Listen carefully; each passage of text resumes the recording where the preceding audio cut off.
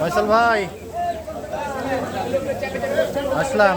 ভোজন রসিক মানুষদের জন্য অতি পরিচিত রাজশাহীর নওহাটা বা সিটি হাটার বিখ্যাত কালাভুনা ও ভাজা মাংস।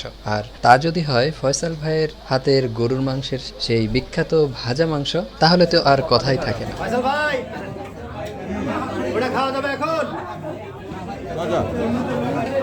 ভালো আছে, তবে ভিড় খুব বেশি। আজ বেরিয়ে পড়লাম ফয়সাল ভাইয়ের স্পেশাল ভাজা মাংস খাওয়ার উদ্দেশ্যে। সাথে আছেন আতাউর ভাই এবং শহান ভাই।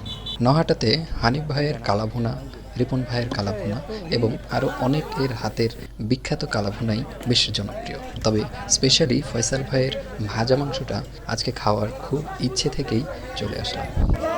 ফয়সাল ভাই আসলাম। রেলগেট থেকে নওহাটা জনপ্রতি ২০ টাকা অটো ভাড়া, কিন্তু আমরা ভদ্রা থেকে সরাসরি একটি রিক্সা যোগে ৩ জন গিয়েছিলাম। ভাড়া আমাদের কাছ থেকে নিয়েছিল ১০০ টাকা।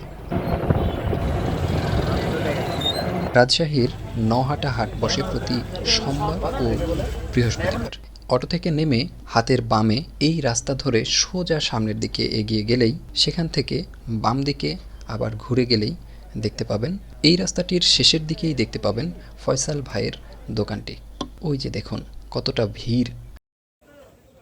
আজ বৃহস্পতিবার, আজকেও একটি হাটের দিন ছিল, তবে সকালে বৃষ্টির কারণে খুব একটা ভালো হয়তো হাট হয়ে ওঠেনি, সেরকমটাই মনে হচ্ছে। তবে আমরা এখানে এসেছি দুপুরবেলা, আর আজকে প্রচুর লোকের ভিড় এখানে দেখতেই পাচ্ছেন।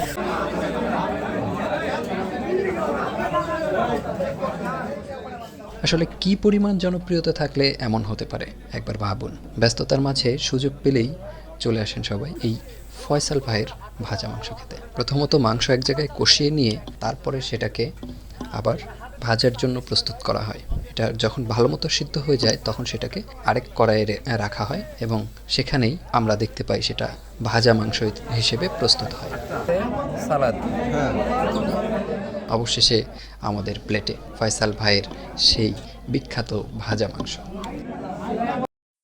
খাওয়াই যাবে না।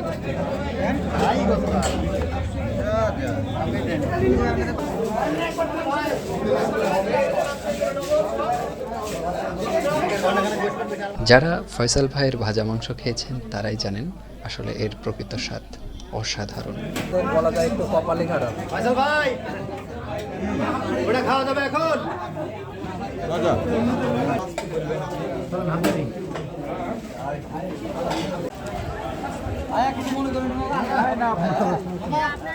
সকলকে অনেক অনেক ধন্যবাদ এতক্ষণ সময় আমার সাথে থাকার জন্য।